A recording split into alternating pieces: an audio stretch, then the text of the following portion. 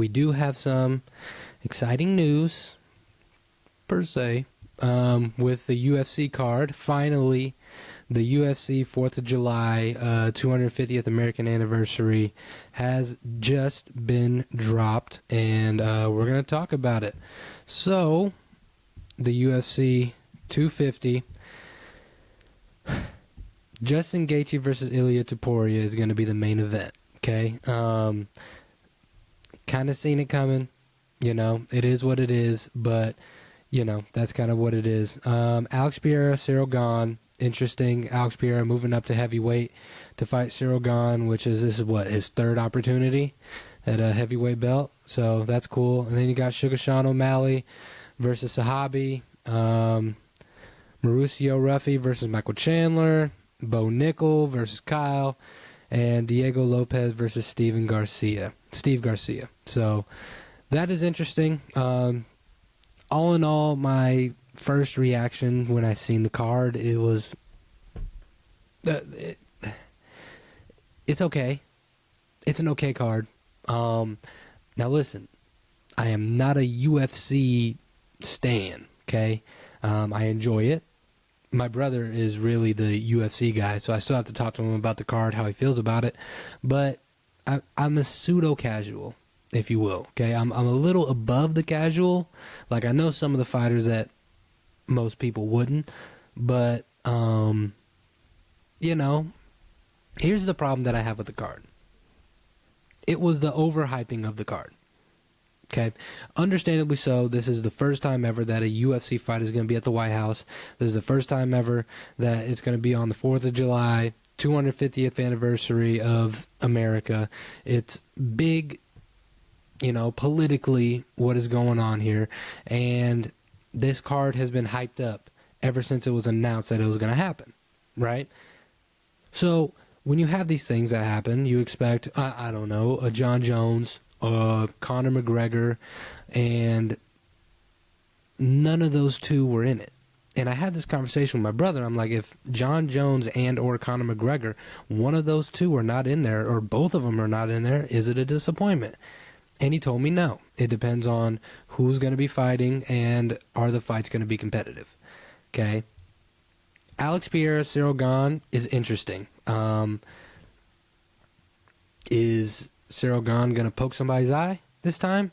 Who knows? He's been known for that. It is what it is. Is Alex Pereira stepping up to heavyweight? Is this kind of a stamp for him? Is he going to stay at heavyweight and fight a Tom Aspinall, who was out for injury? So it would have been good to see him in there. Ilia Topuria versus Justin Gaethje. I love Justin. Okay, Luke Cadillo, one of Justin's trainers. Family. Still got to get him on the pod. Ilia's a dog. And that's going to be a great fight. An amazing fight. Overall, the card is okay. So you got your 3 stars, right? You got Ilia, you got Alex Pereira, you got Sugar Sean. That's perfect. But to the casual fan, to the casual person that, watches UFC from time to time, that knows only the big names, is this going to be able to do it? Are you going to be able to draw the audience that you want to? Now, everybody's going to watch the fight because, I think it's on, CBS, if I'm not mistaken. I don't think this one's on Paramount. I think this was on, cable. And it's at the White House. So you're going to get people to watch just for the aesthetics of it. But when you listen to other people who, actually dive into the UFC and are very supportive of the UFC, and, that's their whole media background is UFC, are they happy with this card? I've seen a lot of negative reactions. Okay? I think everyone's kind of disappointed. I think everyone was expecting a huge card. Massive card. And unfortunately, a lot of people are underwhelmed because they don't see the John Jones. They don't see the Conor McGregors. And what is this going to do for Dana to now you have to build this up till July. I don't know. I'm going to watch simply because this is a once in a lifetime thing. I don't want to miss out. And I like the UFC. I like what Dana does. I think he runs the UFC very well. And I'm a fan of it. But it just seems to me like this card was just so hyped up. This is going to be the greatest card in UFC history. We're matchmaking every single day for months and months, and we're going to put on an amazing show, and this is going to be like nothing you've ever seen before. And we get this. I mean, if this was just a regular, 320, whatever, it's a cool card,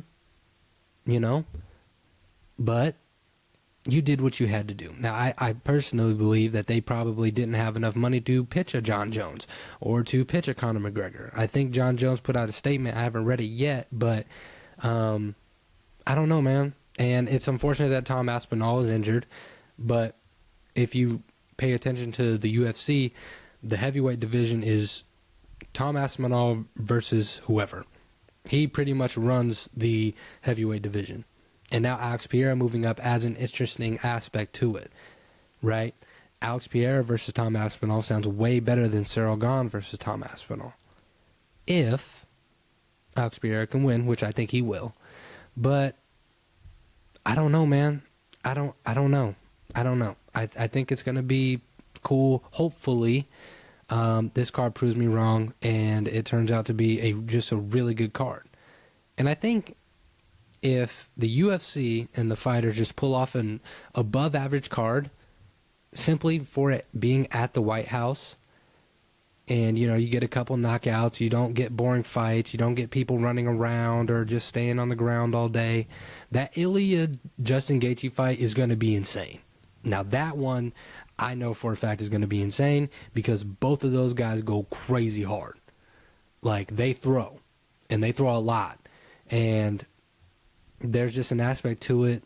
You got the old guard versus the new guard. So that fight I'm not worried about, right?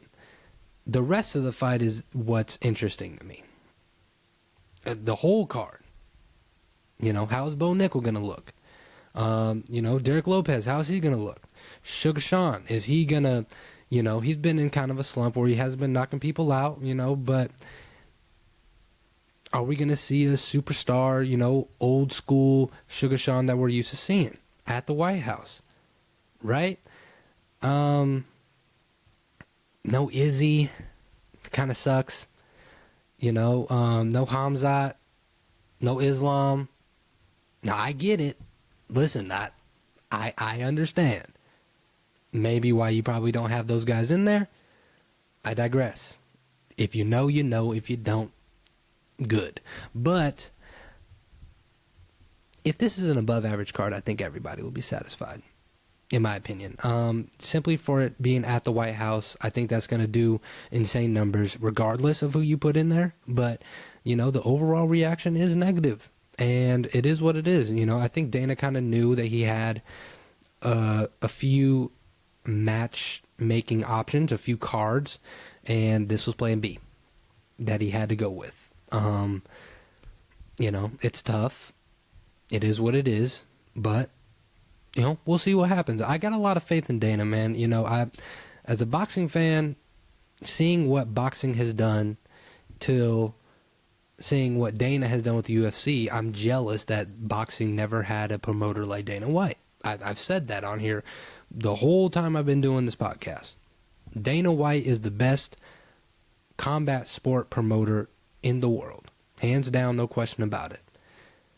But now we're running into some issues to where, okay, we got to build up our new superstars because the old superstars are getting up in age, long in the tooth, and it's time for them to go. So now you have to do what got you here all over again. You got to go find yourself a new Conor McGregor. You got to go find yourself a new Anderson Silva, GSP, Chuck Liddell, Tito Ortiz. You got to find new people now.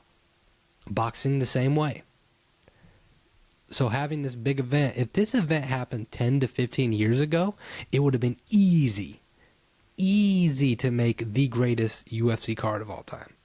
because the guys that I talked about in, previous 10, 15 years ago, they were on their prime and they were all fighting.